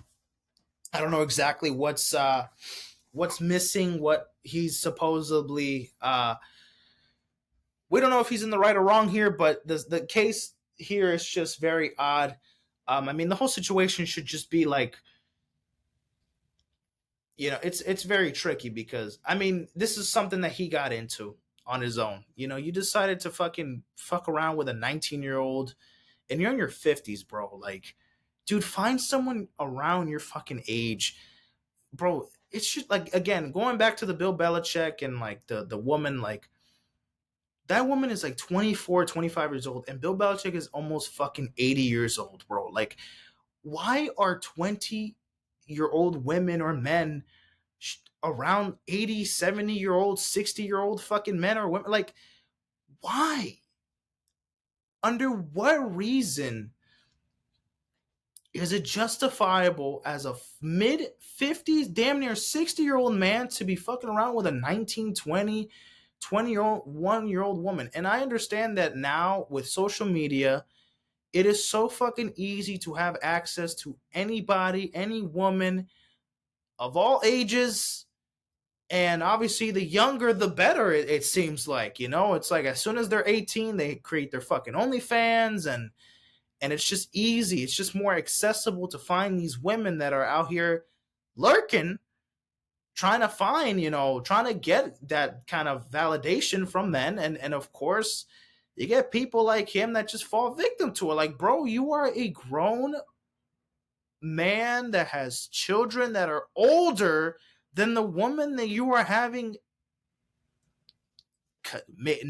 potentially consensual or non-consensual relationship, BDSM hookup thing, whatever this is exactly. It just looks really bad for Shannon. Even if yes, even if the lawsuit and the accusations are definitely like fabricated or whatnot, it's still not a good look that you're out here talking to fucking someone that just was 18 a year prior from the situation when it happened. Um, Dude, you have a daughter that's like in her 30s. Like, he has a daughter in his 30s, like, or like in his late 20s and her late 20s. Like, what are we doing, man? What are you doing? What are you doing, man? I'm not asking you got to find a 60-year-old woman or a woman your age. 30s is honestly fine. I mean, it is still a big gap, but I mean, it's a little bit more acceptable. 35, 55, 56, however old, that's not too bad. Bro, 21, 56, 57, the fuck are you going to talk about? Nothing. Because the point is, this is not a relationship of like, oh, this is not a regular relationship. Like, oh, I love you, you love me. No. What's fucked up more is that this is just simply lust. This is just simply a hookup, like a hookup relationship. This is just simply a situation where I'm only hitting you up when I want to do some freaky ass shit. And you choose to do that with someone who is not even of 20, who wasn't even 21 at the time. Like, that's what? That's insane. That's just sick as fuck. That not only you're deciding to be or talking to someone under 21 years old, but strictly having a freaky, I'm only hitting you up when I want to fucking pound you. Like, what? Nah, bro, that's insane. That's fucking wild. Like, and it's insane. It's unfortunate because, and then again, for his defense, right?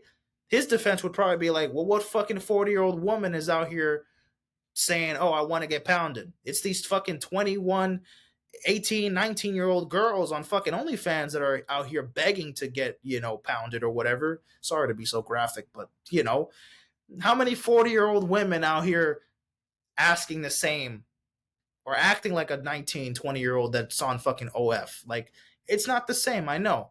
The younger they are, the fucking hornier things get. I that's just how he imagines it. I guess that's his thought process here. But dude, please, man, please, dude, get away from that. It's just a setup. It's just begging you to get set up and put you in fucking problems that you don't want to get into.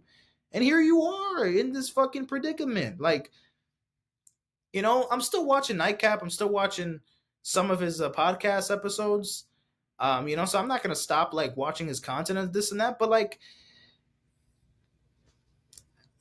will it be that much of a fucking surprise if he does end up being, at fault for this? If he ends up becoming guilty for this and he can face serious time in jail, like, like that's not, man. That's just I don't get it, man. I don't fucking get it, dude. Especially when you are a fucking celebrity, bro.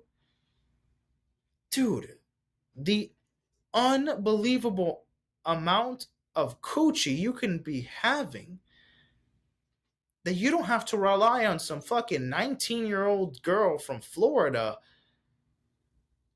to get some cooch, bro. Dude, what the hell? Like, or ass. If you're not looking for cooch, then fucking ass, boobs, whatever you're looking for. Like, man, you have so many goddamn options. Is Michelle not enough? Is Michelle not enough? Fuck, I didn't want to I brought back Michelle. My bad, I didn't have to bring back Michelle, but yeah. But still, not looking good. Not looking good. Situation looks pretty off. Doesn't look good. Let me see how much we've been recording right now. 1 hour and 30. God damn. Almost 2 hours. Okay, let me recap. Let me review one album real quick. More Chaos. I'm the Lord of Chaos. I'm the Lord. I'm the Lord of Chaos. I'm the Lord. All right. So, More Chaos. It came out a month and a half ago, April 11th, 2025. As you can see, this is the track list here, 22 songs. I don't mind the album. I don't think this album is pretty bad at all. There's definitely some bangers here. Some of my favorites is Trap Jump is definitely up there. Lord of Chaos is a banger. Black Rockstar, Dismantled is dope. Down to Earth, Naked, Kryptonite, Psycho, 2000. Goal is also pretty good. There's a bunch of bangers on here. The skips here for sure is definitely going to be probably 200 Cash, Inferno, Off the Meter. I'm not a really big fan of that one with Playboy and Destroy Lonely. Evolution's also kind of Money Spread and Expose are also pretty mid as well. Root of All Evil is also I don't think it's as consistent as a Great Chaos. However, there's definitely a good amount of bangers here. I'm fucking with it for the most part. It is definitely more chaotic. The production on here, the distortion is on another fucking level. So on a lot of tracks, you just hear that mixing. It's just that bass that just you could barely hear his vocals kind of pop out. Pop out, pop. Fucking, I went back to the Cardi's song. But anywho, pop. I can't even do the voice. It's hard, but I mean, there's some songs that are tolerable with the bass and with the distortion. Some I think it's just too much. They like especially on songs like uh, even on Lord of Chaos, to be honest with you. But I really like the beat a lot. But even the distortion is wow. I can barely hear what the fuck he's saying, but I do find it very catchy. Goal is definitely one of the better beats on the album. I think that was produced by Pierre Bourne. Definitely one of the better beats on that. Kryptonite and Psycho are probably the two best songs here, though. I really like the production there and one of the best hooks as well. Trap Jump, that was the song that I heard that was trending on TikTok a couple days before the album came out. And it was hard. That one is hard. Trap Jump is hard. That was definitely a top 5 song on the album. Not better than A Great Chaos, but still a decent album. Out of 22 songs, again, I'm bumping like maybe like half of it, right? Maybe 12, 13. But again, there's a bunch of, mid as well and not so good songs. So overall, it's a decent album. Um, but the highs are highs. The highs are pretty good, but it's just not consistent enough, especially not compared to A Great Chaos, because A Great Chaos is honestly like maybe one skip on that fucking album. Maybe one, maybe two skips. But other than that, A Great Chaos is fucking phenomenal. One of my favorite albums of 2023 when it came out. But this one is fine. I haven't really bumped that much of it in the last couple weeks. I've been kind of taking a break from it. So I don't know if any of the songs are going to be on repeat, or maybe I think Kryptonite might be there and Psycho, but still, some decent songs. Definitely some decent songs here. All right, ladies and gentlemen, it is time to talk about the NBA and the NHL playoffs. Let's get over with the NHL because, I'm not actually going to talk about the NHL. What the fuck? Guys, come on. Let's look at the bracket because that's how we're going to look at it here. Ladies and gentlemen, this is where we're at right now in the bracket, recapping round 1 for the NHL playoffs. Coming out of the Eastern Conference, we got the Maple Leafs taking down the Ottawa Senators in 6 games, moving on to the second round. The Florida Panthers taking down the Tampa Bay Lightning in 5 games, moving on to the second round. The Washington Capitals taking down the Montreal Canadiens 4-1 in 5 games, as well as the Carolina Hurricanes defeating the New Jersey Devils in 5 games as well. Coming out of the West, we have the Jets beating the Blues in 7 games. We had the Stars beating the Avalanche in 7 games as well. We had the Golden Knights taking down the Wild in 6 games. We had the Oilers taking down the Kings in 6 games as well. Coming out of the second round, we got the Panthers taking down the Maple Leafs in 7. Then we had the Hurricanes taking down the Capitals in 5. Then we had the Stars taking down the Jets in 6. Then we had the Oilers taking down the Golden Knights in 5 games. So here we are, ladies and gentlemen, in the Western Conference and the Eastern Conference final. We got the Panthers up 2-0 in the series, and we have the Oilers and Stars tied at 1 game apiece. Disappointing for Washington. I thought they were going to make it all the way to the Stanley Cup final. I thought they were going to win it, but nope, they're eliminated. They're out. Tampa Bay Lightning, I thought they were going to make this a 7-game series. They disappointed me. The Devils, I thought they were going to do something. They didn't do shit. The Kings, I thought they were going to win that matchup. They didn't. The Jets, I thought you guys were going to put up a better fight against the Stars in the second round. Nope. But then again, I don't watch hockey, so yeah, don't be fucking surprised. Don't be surprised here. But for the rest of the series, who do I have winning the Stanley Cup final as of now? I mean, I'm gonna have to go with the Panthers again. I'm going for the Panthers again. Fuck it. I think they're gonna beat the Hurricanes maybe in 6 games. Wait, actually, what's it looking like right now? They're playing, I believe, right now. Yes, it's 1-1 at the end of the second period. So we'll see what happens in the third period. They could be taking a commanding 3-0 lead.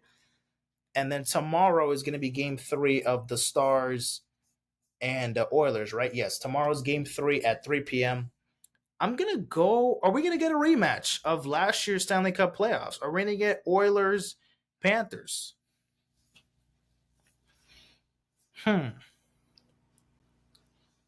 Low key, we low key could be getting the same. We could low key be getting the exact same Stanley Cup Finals like we did last year. Oilers and Panthers. We might get the same shit this year, and maybe this time the Oilers can win it. I don't know. I'm gonna root for the Panthers, but I could see the Oilers going back to the Stanley Cup Finals, and this time probably dethroning Florida. But I'm hoping Florida will win though. But we'll see. I wouldn't mind Edmonton winning it because of McDavid. He hasn't won a Stanley Cup championship, and last year was a really good chance for it to to win it. But he fell short. So this year, got to take advantage. We'll see. But also the Dallas Stars, they're a team of comeback. They've come back in multiple games I've seen. So I don't know. The Dallas Stars are definitely they're a big threat. So we'll see exactly what happens there. So yeah, I got the Panthers beating the Hurricanes in 6 games. I got the Oilers beating the Stars in 6 games as well. Fuck it, we'll say 6 games as well. Let me take all these tabs out real quick. And now let's get into the NBA playoffs, ladies and gentlemen. Let's look at the brackets for the NBA playoffs, and here we go. Ladies and gentlemen, let's talk about the first round matchups.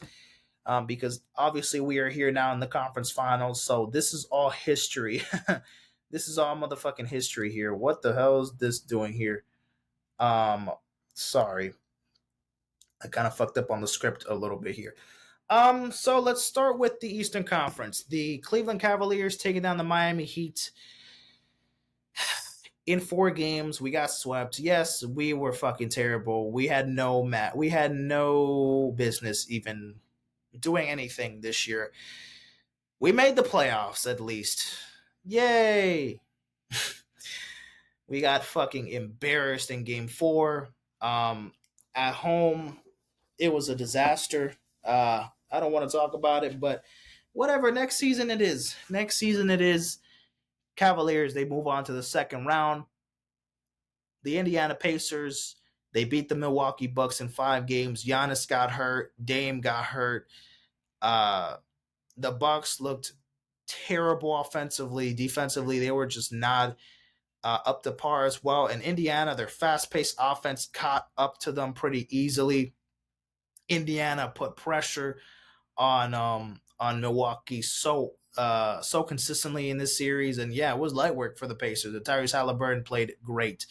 Same with Miles Turner, Siakam as well. A bunch of guys stepped up as they should. And then Pacers move on to the conference semifinals. Then we had the Knicks taking down the Pistons in 6 games. Back and forth.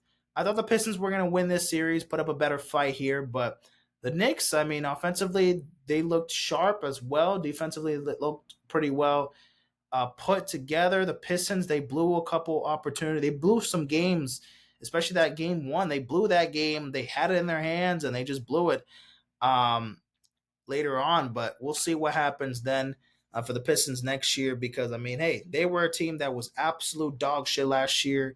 And then the next season coming into the playoffs, winning 2 playoff games, winning a playoff game for the first time since like 2008 or 7 or whatever. They haven't won it in so long. At least to be on the right track, right now. So things are looking pretty interesting for Detroit and a bright future over there for sure. Same with the Orlando Magic, but obviously matchup wise against the Boston Celtics, they were overplayed. Like there just wasn't much that Orlando could have done in this series. Boston played phenomenal start to finish. But they let 1 game slide, whatever it is, what it was. The Western Conference first round, let's take a look at it. The Thunder take care of business easily over the Memphis Grizzlies. Easy sweep. The Grizzlies had no match. John Morant got hurt in game 2, and well, that was pretty much that. That was that. Like literally, they just could not stop OKC. They were better. It felt like there wasn't a single possession that went by in each of those 4 games that Memphis was like, oh yeah, we probably have this game in the bag. No, thank you. No, Thunder dominated here. Then we got the Nuggets advancing, beating the LA Clippers in 7 games in a pretty good fucking series. Jokic had to fucking carry the load here. Jamal Murray had some good games. Russell Westbrook had some good games. Aaron Gordon also played great in this series, but there's some games that Jokic just had to play fucking clutch and play great. And the Clippers, man, it's all great. It's all amazing. And then game 7, James Harden exists. And this man proceeds to play like an absolute fucking dumpster fire. And just the Clippers had a great roster all season long, and they were able to pull through, and they couldn't close out in game in Game 7. They got blown out, and the Clippers, again, are a first round exit. When they were potentially the second best team in the Western Conference after the OKC Thunder. uh, but they were not, as you can see. Um, the Timberwolves make light work of the LA Lakers. They beat them in 5 games in this series. The Lakers just didn't have the defense. They just did not have the defense at all. The defense was absolute fucking dog shit. There was just not much they can do there. Offensively, they really just had to rely much on Luka and LeBron, just kind of playing second figure there. AR-15 did not play very well. Jackson Hayes, there was a game that he didn't play in the fucking fourth quarter that much when he was barely getting any minutes, and he could have, put some pressure on some of the better defenders, and they needed to play big, and they decided not to use him. Curry from way downtown, bang, bang. Sorry, that fucking just came up to my head. Speaking of the Warriors, they took care of business. Took down the the Houston Rockets, in 7 games. This was a pretty good back and forth series, but eventually the Warriors ended up taking the cake here. So now we're in the conference semifinals. In the Eastern Conference, the Pacers taking down the Cleveland Cavaliers. The number 1 seed goes down in the East. The Pacers made light work. The Cavaliers, they were destroyed. They lost Donovan Mitchell for a couple games. Darius Garland missed a couple games, but he came back, and then Donovan Mitchell played great coming back from that injury, and then actually it wasn't Donovan Mitchell. He wasn't fucking hurt. He played every game in the series, and he played great. It was Darius Garland. I believe it was Max Strus who got hurt, I believe, another game, and Jared Allen. But eventually they all came back, and then later on in the series, they just couldn't figure it out. Like defensively, they were not match up well against, again, that fast paced offense for the Indiana Pacers. Their offense is so explosive, and they had some major comebacks. Like the Pacers have stole many games. They stole a game in Milwaukee. They stole a game in Cleveland. They stole a game in fucking New York. They're a team that just sets the tone very heavily. They could be down by fucking 10 in the fourth quarter with 2 minutes left. That game is not over. They might win by 5 when they're down by 10 with a minute 30 left. Like, the Pacers are so fucking explosive. They shoot the 3 very fucking well. Tyrese Halliburton, bro. People were saying he was overrated. People were saying he was the most overrated player in the fucking NBA, and this man was like, So I took that personal. He's channeling his inner Michael Jordan. And he claims that, you fucking bastards think I'm overrated, I will show you. And now he's in the conference finals for the second time, back-to-back seasons. And they're up 2-0 right now. They're 2 wins away from the NBA Finals. We'll see if they can finish the series off strong. But yeah, that's the Pacers going on right now. The New York Knicks taking down the Boston Celtics. Loved it. Loved every second of it. The Celtics lived by the 3, died by the 3. Game 1 and 2, if they didn't fucking decide to shoot that many threes, and they were, hitting it from all cylinders, then, the Celtics probably would have made light work of the Knicks. But instead, losing both of those games in Boston because they shot the ball so fucking terribly well. They shot the ball so fucking terribly from 3. I mean, they had I believe it was like they were like 25 out of 100 from 3 in game 1 and 2. And obviously, and still, they almost won those games, which is insane how the Celtics still almost won game 1 and 2, considering that they shot the ball very fucking poorly from 3. And the Knicks basically stole game 2. They stole game 2 for sure. And game 1, it was already close as it was, even with the Celtics just still struggling from 3. And then eventually, they closed the series out. Jason Tatum got hurt after he dropped 40 points in game four. Or no, I think it was game four. He got hurt in the Garden. Game five, the Celtics were showing some pride, so they were able to get that win there. But then game six, going back to the Garden, and the Knicks took care of business and fucking destroyed the the Celtics at TD Garden. Not at TD Garden, at Madison Square Garden in New York that Friday night last week. That was phenomenal to see. To see the Knicks destroy the Celtics at MSG was nice to see. I actually ordered a Knicks hat because of that. I'm still waiting for it to come. I think it's coming this week. But it should come hopefully very, very soon because the series looks like it's on the verge of being over. If the Knicks don't win tomorrow, the series is over, by the way. Just to let you guys know. So here we are there. And then coming out the West, the conference semifinals, the Thunder beat the Nuggets in 7 games. The Thunder, this is a pretty back and forth series, man. Back and forth series between Shea, Jokic, the top 2 MVP, winners. Shea Gilgeous-Alexander ended up taking the MVP award. So shout out to Shea. He ended up taking the MVP. The first guard since James Harden to win the MVP. And another international player winning the MVP, since, of course, Shea Gilgeous-Alexander is from Canada. So, yeah, the Thunder making history. They had the most wins in their franchise history in the regular season. Number 1 seed, best team in the NBA with the best record. The MVP on their side. They're up 2-0 right now in the series. Now, they are probably going to lose this game. Game 3. They are getting blown the fuck out. But hey, this is a series now. Now that Anthony, now that the Wolves have stepping up. They have waken up and now are making this into a fucking series. Things are finally clicking. So we'll see what happens then.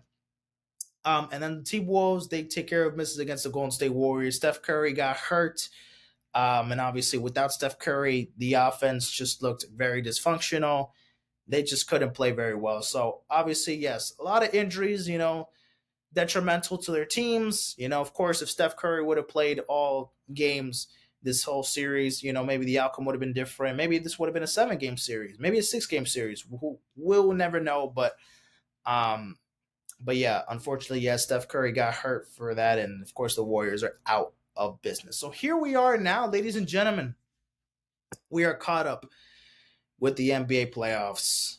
Yes, we are. Yes, the fuck we are. Conference finals in the West, in the East. So as you can see, the team, Anthony Edwards from fucking deep. Damn, they're up by 32 points. 84-52, ladies and gentlemen. Wow. So yeah, as you can see, the Thunder are up 2-0 in the series. Make that 2-1 pretty much. The Wolves look like they have this game in the bag as they're up by 32 halfway through the third quarter. But, the game's still not done, but, still. And then tomorrow night, we got game 3 of the Pacers at Knicks. If the Knicks don't win tomorrow in Indiana, because they're playing on the road tomorrow, this series is a fucking wrap. And the Pacers are moving on to the NBA Finals if they do not win tomorrow. They'll be down 3-0. So the Knicks have to win tomorrow.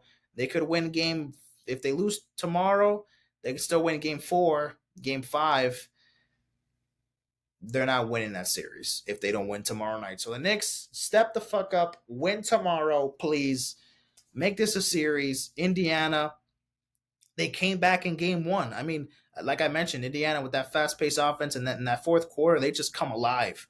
They just come alive in that fourth quarter, and they fucking stepped up out of nowhere. They fucking thrive in those moments, man. They fucking thrive in those moments. So, yeah, we'll see what happens for the Pacers. We'll see what happens for the Knicks tomorrow night. But I will be back. I'll be back and recap the rest of the NBA playoffs and catch up with everything else sports related, music related. This is part 1, ladies and gentlemen. This is part 1 of the episode. There's a bunch of other things I want to talk about as well for tomorrow's episode, but a bunch of them are a bunch of headlines. So I don't think tomorrow's episode will be as long, but still want to talk about some other shit. I don't want to do all. I mean, I've been recording for probably already 2 hours, right? Let me see, almost 2 hours, but we're gonna end it there, ladies and gentlemen. Wait, what the fuck? Was I not fucking? I was not showing you guys my screen the entire time, bro. I'm a fucking idiot, man. I'm a fucking idiot, dude. That's insane.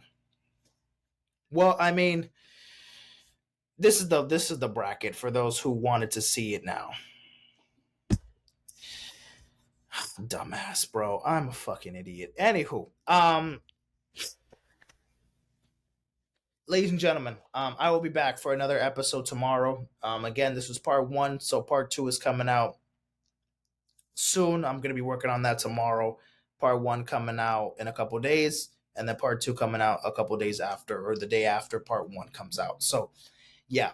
Hopefully you guys enjoyed today's episode. I got a bunch of YouTube videos coming out as well, album reactions, reaction videos. I just got sent a couple thumbnails for some new videos. So yeah. I'm excited. There's a bunch of videos that I want to start doing. For the summer, there's a couple series things I'm having ideas to do for the summer. Like I mentioned earlier in the episode, the book. I want to start reading the book in the summer and start, like